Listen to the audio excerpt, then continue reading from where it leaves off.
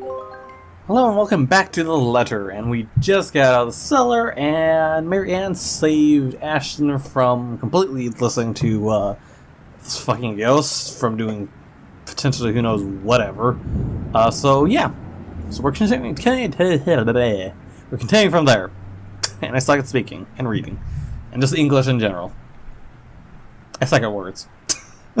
So it isn't even locked, probably left open when I ask for some midnight snack. I make sure the coast is clear. Of course, before I pull myself and McCullough up, Butler of theirs is nowhere to be seen. Probably sleeping, tending to his master, or doing some extra late night work before turning in for the night. Meanwhile, Fright won't touch anything to do with menial chores, not even with a 10-foot pole. It's next to impossible for him to linger here. No servants, no anyone. Just as easy as that, we're in. Gently, I close the hatch. Things go well, the same path will be our way out. If our luck doesn't hold, it's not an option now, is it? I have people waiting for me. I really don't want to think what might happen. Sometimes, it's best if we simply revel in the little victories. There are great blessings when everything else is going against you. A place like this fraught with unknown dangers, feeling that lasts only but a second. Suddenly a sob, ringing out from some distant part of the house, echoing through its empty halls. Beside me, slumped on the ground, pale and breathing heavily, Colin immediately tenses. Oh, so she could hear it too. Her eyes goes wide, she grips the side of the counter, a force that might be enough to crack it. If only she had the strength. As it is, she can barely stand, and fully recovered. Makes sense of the 3 or more days without proper food or water. It's the weakness that puts the fear in her eyes. She's aware. Something happened. If something happens, there's a need to run. She won't be able to.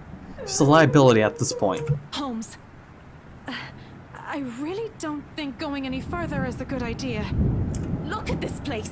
Everything seems fine. Nothing's off. Maybe we should just go? I really don't like the sound of that. Neither do I. You really don't have to come with me. Just until the kitchen, yeah? We're already here. You've done your part. From here on, I'm going on my own. Yes, I said that, but... Can you even stand? Just the answer. You will be putting yourself in more danger if you follow after me. You have an easy way out of here. Stay here. Once you're okay, I need you to get yourself out of this place. What? I'm not going to leave you! Well, I'm not taking you with me either, lady. So it's here or out there. You really are mad, aren't you? Probably all will be, if no one fixes this little curse problem we have. You think you'll find something in here? This is just a mansion, for God's sake! Maybe. It's worth a shot. Besides, if what we're hearing right now says anything, I'd say scumbags. Who? Right. He might be knee-deep in trouble and he has no idea about it. McCullough still appears as she's about to argue, so instead of more words, I unholster my taser and hand it to her. Oh, a standard issue for every member of Luxembourg police force. But it shouldn't take a genius to know how to aim and fire one. Even Isabella may just be able to use it without training. Yet Miss Interior Designer Extraordinaire stares at it as if I've just handed her something practically nasty. Listen, you want to wait? Fine. I'm leaving this with you. But if I don't come back here within 15 minutes, I want you to backtrack and get the hell out of here. Are you daft, Holmes? I already told you! In case something goes wrong, I need someone who can tell people what's going on.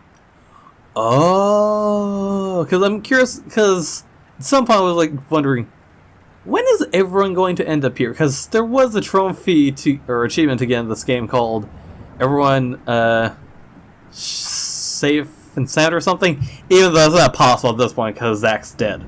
But the idea is that everyone's supposed to be safe at some point in this game. And so I'm curious if that's how things are going to play out, that she's going to leave and tell Becky and Isabel about the situation, then everyone's gonna be together. Yeah. Who can tell my friends what might have happened here? They're at the crawl. You know the place, right? trail off, letting the meaning of the words hang in the air. I should be optimistic about this, really. However, I'm going against something almost everyone can't understand. Quite understand. I'm just being realistic with my chances. Colin seems to understand this as well, after what I've said. The sigh of protest has already died from her tongue, and she simply looks at the taser quietly. After a moment, she just nods. Fuck the ghost. So is it like her holding the gun, or him handing the gun? No, it's just the taser. Beyond the walls of this room, the cries continue to grow louder. Take out the sign to leave. Without another word, I step out of the door. Like a siren call, her voice beckons. Finding out who that is seems a good place to start as any.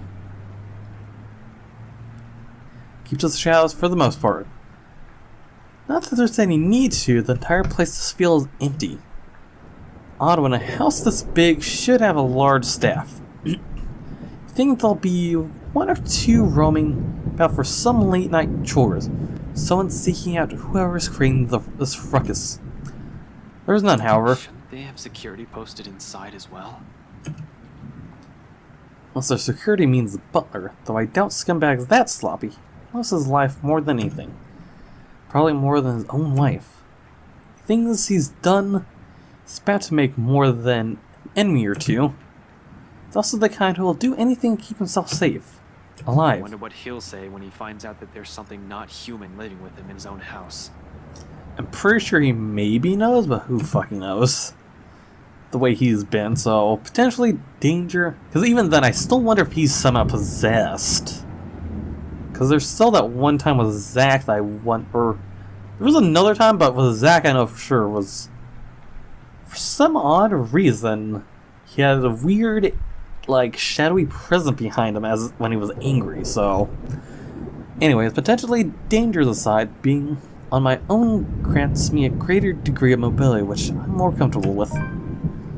Sure, I could have enlisted McCall's help. Next to the people who owns this, she's probably the one who's most familiar with the mansion. The cons of bringing her outweighs the pros.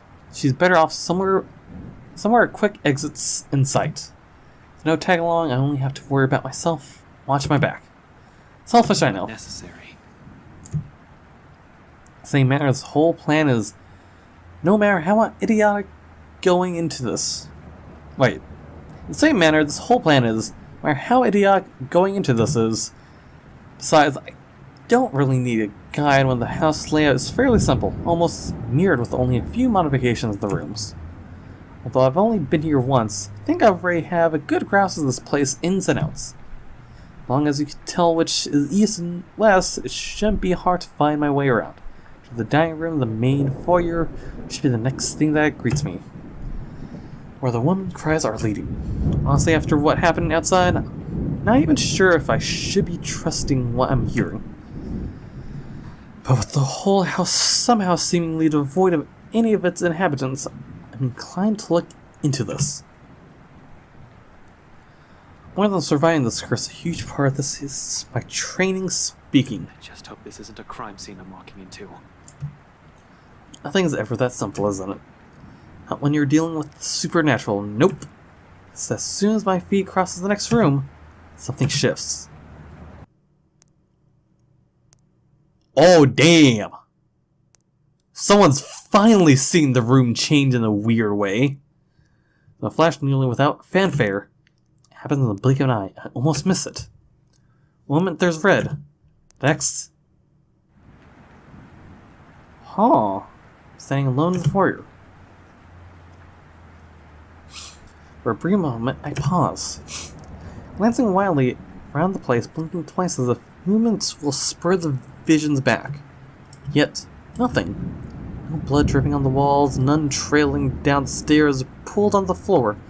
No eyes watching every movement. Only the same cries gradually growing in intensity the longer I delay, along with a voice. Huh? Desperate. Where are you, Mother? Pleading. Mother, please.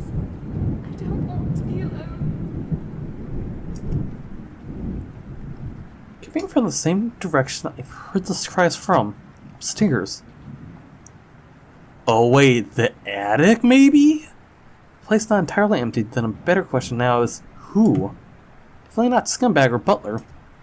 Yet to see hide nor hair of them not knowing their whereabouts puts me on the edge. I have to be careful not to make any noise or be seen. Not sure why that updo, okay. Whoa, again? Maybe the why. Though one can't really tell if it's her the way walls echo her voice. Nevertheless, it pushes me to move. Taking almost 2 steps at a time, despite the sickening feeling that something's lurking behind every great shadow, every small corner I pass. It's the house has several eyes watching my every movement. As if something's alive dwells behind the walls itself. Whoa, again? Hello. Oh, okay. So he left the room and saying, shit's about to get real soon. So that looks awfully familiar to the opening, or at least there's a scene that looks similar to this. Try to shake it off. The uneasy sensation has already made home at the pit of my stomach. Dread and it only grows deeper the closer I get to her. Relative emptiness of the place doesn't help either. Neither does the harsh wind. It's really having the windows open is a good idea, I just realized. The relative emptiness of the place doesn't help either. Neither does the harsh wind battering winds nor the sheets rain pelting down the roof. For a fleeting second, I find myself wishing for Scumbag to simply show up. I don't get too far down into the train out of thought. Abruptly the cries stop, placing with... Please. She's here. She's here, Mother. She's going to take me. I have a feeling the ghost is a servant, I would imagine, with the way things are.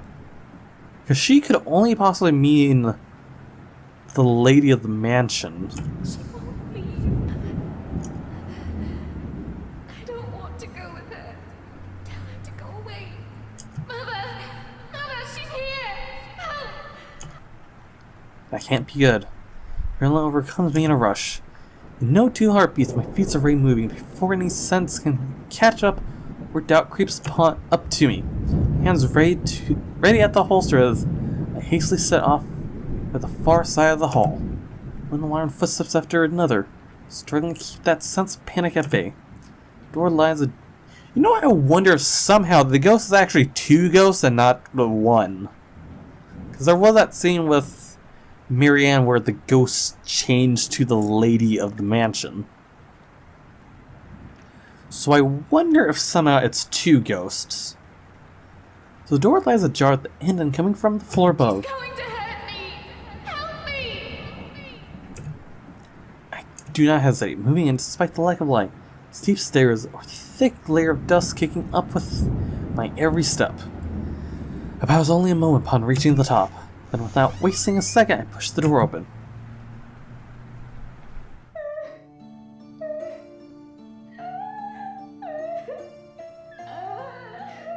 Huh? She sits in the middle of the room, shoulders hunched, shaking.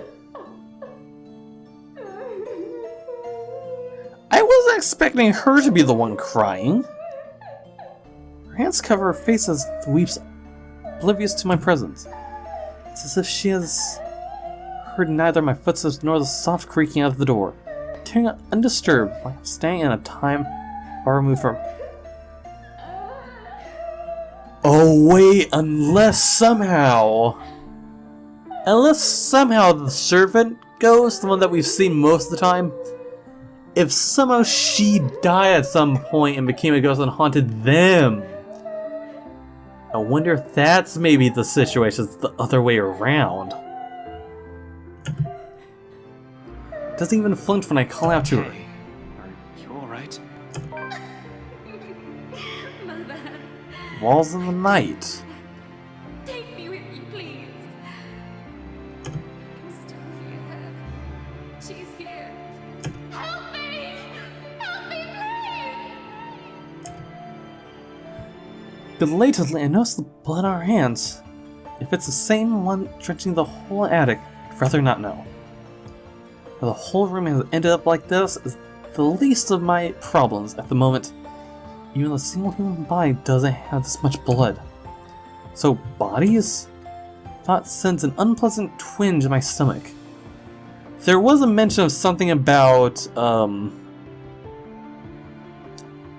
witch burning, so I wonder if that is part of something.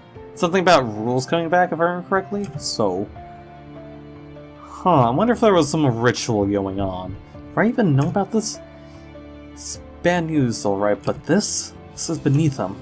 Definitely bog at first sight of anyone will. The woman lingers there, unmoved by the sight, letting her sobs fill the room. Repeating the words over and over again like a prayer of salvation. Tomb? It must have part when she has left on the floor. So what the hell is happening? Hey, lady, are you? This is the question never makes it out. Don't even see it coming. Should have been more aware on guard, and really. There's little I can do when all place blow onto the back of my knees makes me stumble. What the heck? Momentum alone sends me reeling forward. Barely even registers in my head that the woman's gone and the room's as normal as it can be. Above the pain suddenly shooting up my spine when I hit the floor. Don't even get the chance to get my bearings back. Hard enough blow to the stomach causes me to buckle down and land heavily on my knees. Gasping, I fumble wildly for my gun. Well, before I'm able to turn, level and shoot, Anne grabs my wrist and twists it. It's the fucking butler, isn't it? Oh, it's her, okay. Hard. Gasp. Grunt. Cry. The cry of pain slips past my mouth. The gun falls to the floor with thunk. As soon as it lands, foot kicks it out of my reach, slides uselessly under the bed. Acme suddenly explodes my chin, jerking loose a sharp cry of pain. Stars fill the edge of my vision. Of regret. Hits me for leaving my taser with my collar when a piece of cloth closes around my neck. Without worrying, my attacker pulls tight. Whilst gasping, choking, clawing for air, blindly reaching behind me, I still try to fight off, loosen the pressure on my neck. Except any sort of movement only causes him to pull it taut. My, so many rats scurrying about in this mansion lately. Seriously, this fucking butler! First I wasn't sure about it. He seemed like an okay guy, but god damn is he fucked. Can he just take a moment to question who the fuck is entering his house? Gosh. Shit. Tell me, what did you do with the madam? What? I'm trying to do away his time, but did something happen to Hannah, right? Let go, you asshole. Now, Dummkopf, you're in no position to be rude. Last time I checked, I'm not the one breaking into other people's homes. Now answer my question. What did you do with the madam? I wonder if he's referring to either the madam that we just encountered or madam as in Hannah Wright. Pain rings and resonates through my already sore body. Still, I managed to ride it on spit a mutinous. You. Keep that dirty mouth babbling and you're getting a knife in the kidney. I God, assure you butler. it will be more painful than this. Really doesn't need to threaten me by now. All too much to bear. At this point, my lungs feel like they're burning with the lack. Here, dark spots begin to fill the edges of my vision. Ever so slowly, the world around me dims. My consciousness rapidly slips away from me, without meaning to. Get away from him! Isabel? Hearing that voice, it's as if I've been doused with a bucket full of ice, cold water, familiar, too familiar. More importantly, it shouldn't be here. I shouldn't be hearing it here. She shouldn't be here. Immediately, my eyes snap open. Oh, she has the taser! Oh. Either they came on their own accord, or Marianne's fucking quick. Right there, right on the attic doorway, stands Isabel of all people. Rolling pin on one hand, standard issue police taser on the other. My taser. She must have borrowed it from McCullough. Where else could she have gotten one? Doubt she has ever used one, even. Hell, the way she holds it right now, this guy can easily disarm her in one hit. But there's something in her eyes. Although there's a look of fear in them and her hands shake, she keeps the weapon trained and pointed at scumbag's lackey.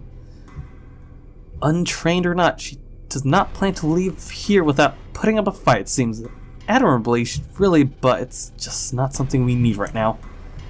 Need to be away from her, from here. Need her safe. But the chances of that happening grows slim every laughter that slips from him. Oh, this is just getting better and better. The Bratwurst won't be pleased with the number of bodies we have to dispose of today, you know. What? Tell me, how many of you are there? So I can prepare the proper number of bags. He's gonna kill everyone? God damn, there's something wrong with this butler. Damn it. What the fuck is going on? Why is she here in the first place? Did she follow after me? Who else came with her?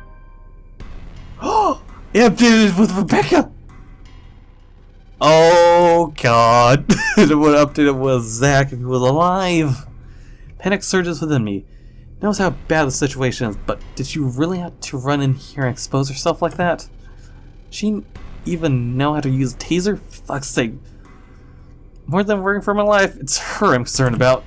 Getting strangled by dying by choking isn't part of the plan, but her following me here isn't either. That's why I prefer to do things alone. That's why I'd rather be the only one to take the consequences. Don't even want to think what this bastard might do to her after he's done with me. Though my voice comes off nearly a croak, I tried to tell her as much. She has to leave. Stay far away from here, these people. Don't! Damn it, Isabella! Get out of here! Another bout of pain erupts in my side, cutting off my words. A cry of agony bursts from my mouth. I taste blood in my tongue as I heave, attempting to get in as much air despite the tail still coiled around my neck. Ash? You're going to lose air quickly that way, Dummkopf. Better keep it shut. Get out! Out! Out! Belle! Don't be stupid! I'm not leaving you here! Oh, I really hope she saves the day. Seriously, what is with this butler though? Something's off, I think. Perhaps too cruel, too unforgiving. The way each note beats against my ears, in spite of the warmth in them, sends chills down my spine. This is a man whose hands have already been stained with blood before. I won't hesitate. I'd follow his advice if I were you, little girl. What could you possibly do with a toy? Taser, you're a fucking ass. Just hand it over and be on your way. It'll probably be too difficult for a little girl like you to use. There's a moment of silence. Fuck, I can barely keep my eyes open. But in the next second, though, I still don't exactly understand what's happening. Isabel shouts. Late bloomer, not a crab pain. Oh, I wonder if this occurred because of all the choices we've done with her being like, fuck it, we're charging in. We're not running away, we're moving forward. I yell of panic. One that's resolute, firm, perhaps in a tone that's leagues fiercer than any I've heard from her before. Try me. Ashton, duck! I do. More out of instinct and desire to survive, close my eyes before my mind can fully process what's going on. It all happens in a blur. Telltale sound of a taser being discharged sounds through the room. There crackles. Something wheezes by, almost too close to my ear, followed by the thud of something blunt connecting slowly with another object. Next thing I know, the hell strangling me has started to loosen. Fuck yeah, Isabel! Fuck yeah! I collapse on the floor and dazed and gasping for air. Oh my god. Isabel! Fucking being super useful here. From my peripheral from my peripherals, through the haze of blood rushing and sound slowly filtering back. Butler buckles, spasm once. Then, without much fuss, falls face first beside me, knocked unconscious by 50,000 volts of electricity and a fucking rolling pin. He'll be out for a while. I have no idea whether I should laugh or cry at that. Somewhere in front of me, my oxygen-deprived brain vaguely registers Isabel's form. She slumps on the floor, also breathing heavily. Right next to her trembling hands, both the taser and the rolling pin light, useless and forgotten. The mood in the room eases. Long, gradual process of the tension lifting. For countless seconds, we remain quiet, with only our short gaps and sighs to fill the silence, allowing the adrenaline to ebb away and both our breathing to slow. Not true repose by any means, but simply a brief respite. Still the curse, still inside the mansion, in imminent danger. We still have no idea how to fix this. Inside the rain seems to only intensify. Lightning flashes fleetling somewhere. White and piercing, and the sky rumbles. No rest for the wicked. I stir first, once recovered, having gained some semblance of sense and strength. Breathing still hurts, but it's bearable as is moving. You know, at this point, almost everyone's injured, except for Isabel. She's alright. Though I'm not sure about, no, I was gonna say Hannah, but she did have that whole situation of getting tricked by the ghost. Or getting close to being potentially, hunged by the ghost. So breathing still hurts, but, it's bearable. Although every small motion causes a wince, there will be bruising tomorrow, I can imagine. Retrieving my gun from under the bed is easy. Only with some effort, I'm able to drag an unconscious man to the far end of the room, snapping one end of a handcuff on his wrist while fastening one on the bed frame. It should keep him restrained for a few hours in case he wakes up prematurely. All through this, Isabel stays quiet. In fact, she hasn't even moved since. Her hands still shake and taking a long draws breath while she stares vacantly in front of her, almost as if she's in shock. Perhaps she isn't even expecting any results, spurred only by some kind of desperation. Now it's sinking in. Unfortunately, we need to get moving. Don't have time to wait for everything to register in our heads. Leaning in front of her, I give her a light shake. Belle, we need to go. We can't stay here. Slowly she turns, staring at me with wide eyes. Word flickers briefly in them, along with something ineffable. Then, without warning, she lifts a hand. Slaps me right across the face. Fair enough.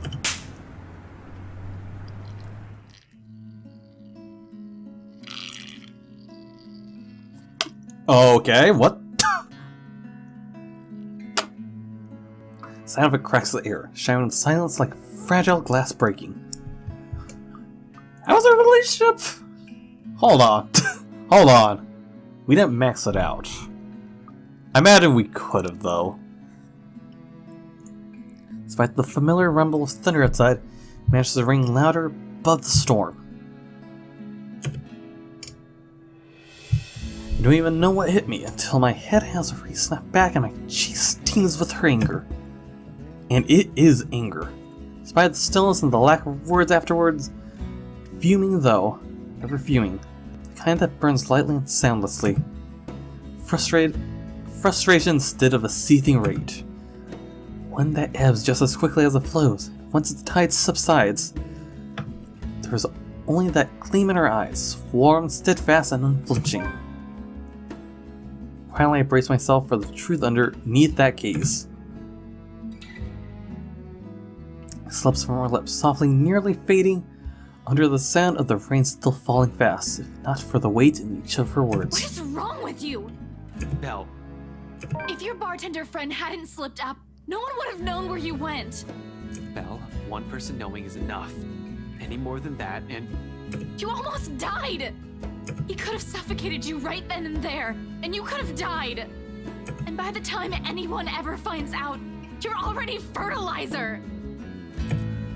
She trails off, drags one indrawn breath after another. Brief lull, frustration finally gives, solves into something more pensive and somber. So I guess they just went on their own then, huh? Her shoulders drop and through her voice rises hoarse and weary. Her next words, there's only certainty. You count too, you know. When I said, that night when I told you I don't want to lose anyone anymore, that includes you, alive. We're still here, Ash. You have us. Yeah, I have them at least. Once their meaningful roar does so not with force of a dam breaking or a raging storm, but with the gentle, steady warmth of a hearth burning, ember easing slowly, lightly, rising, giving until all that's left is the truth and understanding. Not alone. Never alone.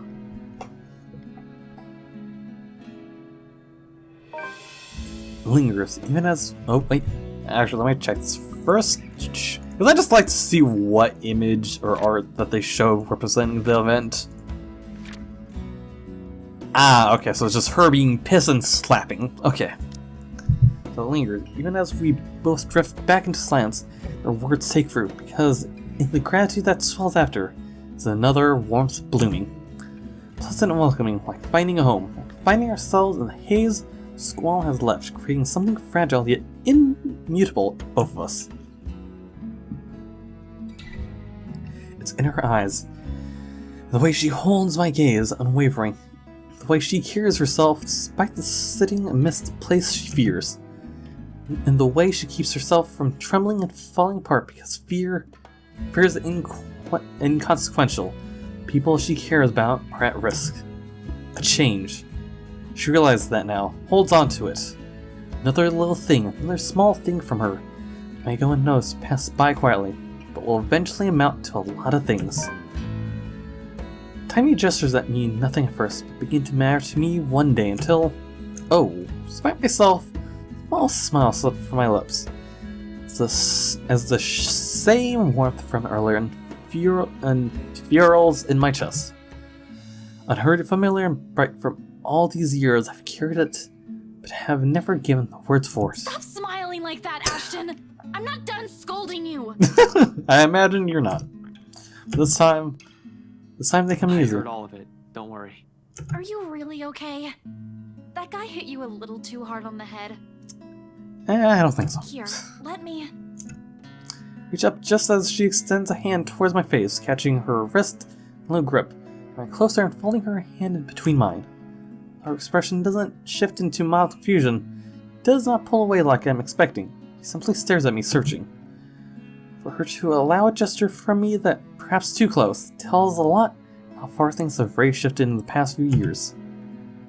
Cradled in mine, her hand still trembles. Most of the tremors has already subsided by now, though I doubt it will fade away this soon. As I trace lines on of her palm, what I hope is a comforting gesture. Sorry, Belle. For what? Is this about what happened tonight? You can apologize later, when... No, well, this too, but it's not just about this. It's for a lot of things. For calling you clumsy, and careless, and a scatterbrain. Are you sure this isn't a concussion? You would think that, wouldn't you? Well, you don't usually apologize. That's true. Yeah, I know. I'm sorry about that too. For all the times I've teased you and made you cry.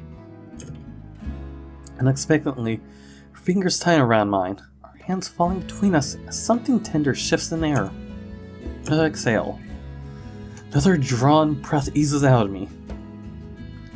Filled with every hesitation and uncertainty, but when I finally choose to break silence, the only one I know will slip past my mouth is that one truth I will hold against the world. But for all those callous words, despite all those, there's nothing I don't love about you. In fact, those things, I love those. Everything. Oh, is he confessing to her now? Everything that's you. I mean, with the way the story was going, it was bound to happen. The long moment she offers no response. Her grip on my hands merely tightens. Though my heart's pounding hard against my ears, take a chance and look up. Slightly leaning away and giving her a cautious glance, more than ready to hear her rejection. And it is one, despite the smile on her face. It can't even be called one, of course. There's a painted aspect to it I can hardly name. That's what it means to her, what she intends to convey with it. The sight of it alone makes me regret ever mentioning anything. It's almost as if she's forcing herself to push out the next words out of her mouth for the sake of not hurting me. Not that I won't be able to take it. These feelings will only put a heavier burden on her. I'd rather not have said anything at all. Expected with one last squeeze, hand trailing hers, she pulls her hand away from mine. She speaks though. There's a stark refusal to meet my eyes. Not that I hold it against her. The situation's very awkward as it is. Ash. She pauses, bitter her lower lip. Small frown forms between her eyebrows, and while she struggles to find the right phrases string together. Ashton, I'm really sorry. Oh, no, it's cool. I was already expecting that. Kind of. But you don't have to... No, I mean, I can't. Huh? I can't afford to think of anything other than helping my family.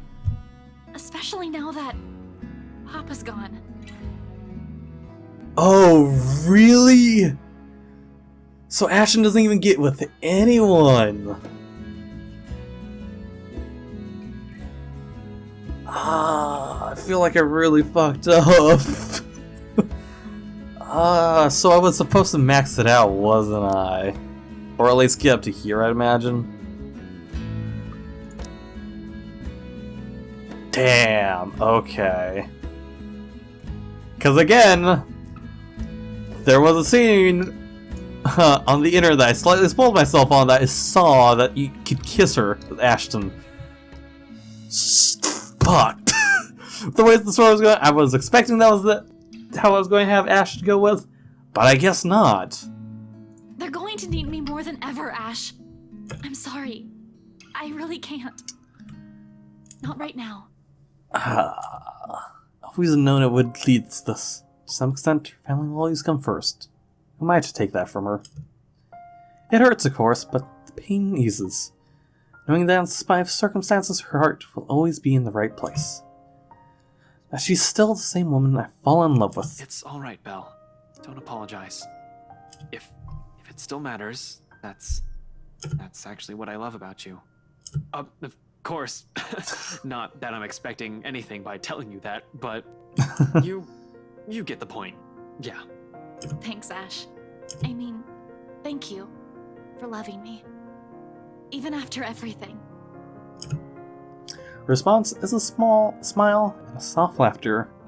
Perhaps the sweetest I've seen and heard from her.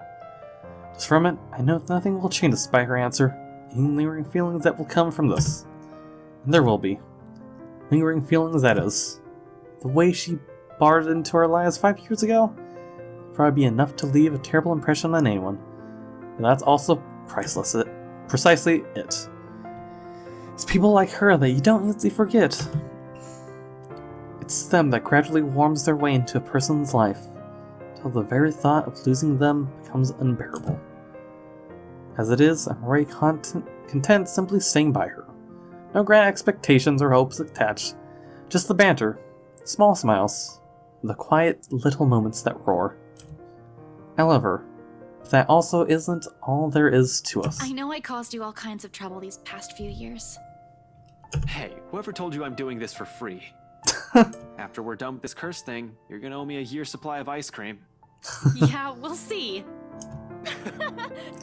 Another laughter this time, from both of us. Then she hits my arm with a little punch. Familiar, warm, bright and hopeful. Much like everything about her. And it is strength enough to keep me going as I lead us both out.